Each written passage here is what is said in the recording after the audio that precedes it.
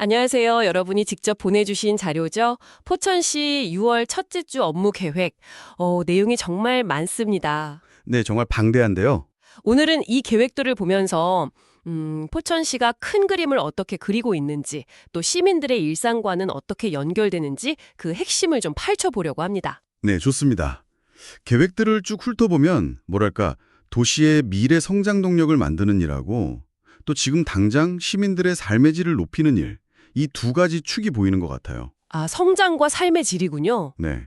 그래서 뭐 개발이나 환경, 그리고 공동체 활동, 이 세 가지 영역을 중심으로 살펴보면 좀 더 명확해질 것 같습니다. 좋습니다. 그럼 가장 먼저 눈에 띄는 건 역시 그 대규모 개발 사업인데요. 포천 송우투 공공지원 민간임대 주택 공급 촉진지구. 이름이 좀 길죠? 네, 그렇죠. 이게 보니까 12만 평 부지에 거의 8,800명 인구를 수용한다고 하네요. 규모가 상당합니다. 맞습니다. 정말 큰 프로젝트죠. 근데 이런 대규모 주택단지가 들었을 때 항상 따라오는 이야기가 있잖아요. 아, 기반 시설 문제요. 교통이나 이런 것들. 네, 바로 그겁니다. 그래서 이 계획에서 중요한 게 단순히 집만 짓는 게 아니라 그 옥정 포천선 전철역 새로 만드는 거나 고모 IC 연결도로 같은 거. 네네. 이런 핵심 교통 인프라 구축 논의가 경기도, 포천시 그리고 LH 이 실무 협의체를 통해서 동시에 진행되고 있다는 점이에요. 아, 그러니까 단순히 아파트만 짓는 게 아니라 교통망까지 같이 고민한다 이 말씀이시죠? 그렇죠.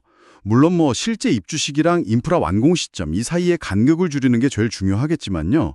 이게 잘 되면 포천 북부 지역 전체에 큰 변화를 가져올 수 있는 사업이죠. 미래의 큰 그림이네요. 아, 그리고 관광 쪽도 있네요.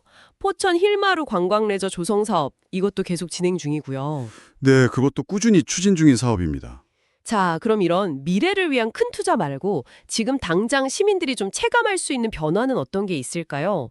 환경 쪽 이야기가 좀 나올 것 같은데요. 네, 맞습니다. 바로 포천천 저탄수 수변공원화 사업이 딱 그런 예시 같아요. 아, 포천천. 네, 가산면하고 선단동 일대에 총 50억 원을 들여서 공원을 세 군데나 만든다고 하더라고요. 50억 원이요? 꽤 큰 규모네요. 근데 잠깐만요. 그냥 수변공원이 아니라 저탄소라는 이름이 붙었잖아요. 네, 그렇죠. 뭐 태양광 그늘막 설치 이런 거 외에 저탄소라는 게 좀 특별한 의미가 있을까요? 좋은 지적이신데요. 이게 사실 그냥 이름만 붙인 건 아닌 것 같고요. 네. 기후변화 대응이라는 좀 더 큰 도시 차원의 목표랑 연결하려는 의지가 보인다고 할까요? 그러니까 시민들한테 쉼터를 제공하면서 동시에 좀 지속 가능한 도시 환경을 만들려는 그런 시도인 거죠. 아, 단순한 공원 조성을 넘어서는 의미가 있군요. 네. 그리고 한탄강에서 하는 별에는 나이트 한탄강 같은 생태 관광 프로그램도 비슷한 맥락으로 볼 수 있을 것 같아요. 지역 자원을 활용해서 여가 활동을 지원하는 거죠. 벌써 3회차 진행했더라고요. 6월 5일 행사가. 와, 인기가 많은가 보네요.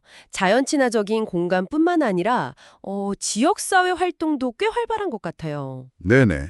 6월 8일에는 한탄강 생태경관단지에서 포천 반려동물 문화축제가 열린다고 하네요. 네, 그거 저도 봤습니다. 반려동물 키우시는 분들한테는 정말 반가운 소식일 것 같아요. 그렇죠. 동물 등록 자진 신고 홍보도 같이 한다고 하고요. 네. 그 외에도 보면 청소년 운영위원회 활동 지원이나 뭐 이통장, 자율방범대분들, 역량 강화 교육 같은 것도 있고요. 심지어 공무원들 힐링 워크숍까지. 아, 공무원 힐링 워크숍도요? 네. 도서관에서도 성인, 아동 대상으로 다양한 강좌들 많이 열고요. 이런 것들이 다 모여서 뭐랄까 지역사회 구성원들끼리 좀 더 끈끈해지고 같이 성장하는 그런 기반이 되는 거겠죠. 네, 맞아요. 이런 좀 소프트한 노력들이랑 함께 실제 환경 개선 정책들도 꾸준히 하는 것 같고요. 전기차 보급이라든지 가정용 전옥스 보일러 설치 지원 같은 것들이요. 그렇죠. 전옥수 보일러가 그 질소산화물 배출 줄여서 미세먼지 저감에 도움되는 거잖아요. 네. 그리고 도로에 물 뿌리는 살수차 운행 같은 아주 생활 밀착형 대책들도 포함되어 있고요. 맞습니다. 결국 이 모든 계획들을 이렇게 쭉 놓고 보면 핵심은 균형인 것 같아요. 균형이요? 네.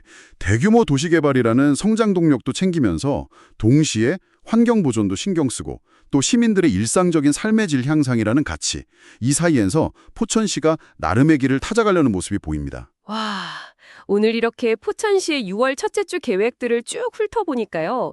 정말 도시의 미래를 그리는 큰 그림부터 시작해서 지금을 살아가는 시민들의 만족도를 높이려는 세심한 노력까지 굉장히 다각적인 고민이 느껴지네요. 네, 그렇죠. 하나의 업무 계획이지만 시정의 방향성을 읽을 수 있는 중요한 자료입니다. 자, 그럼 이걸 듣고 계신 여러분께 한번 질문을 던져보고 싶습니다. 오늘 살펴본 포천시의 여러 계획들 중에서 여러분에게 가장 와닿는 변화는 무엇인가요? 그리고 앞으로 포천시가 또 어떤 모습으로 발전해 나가기를 기대하시나요? 한 번쯤 생각해 보시면 어떨까 싶습니다. 네, 오늘 저희와 함께 포천시의 계획 속으로 깊이 들어가 주셔서 감사합니다. 다음에 더 흥미로운 이야기로 찾아뵙겠습니다. 고맙습니다.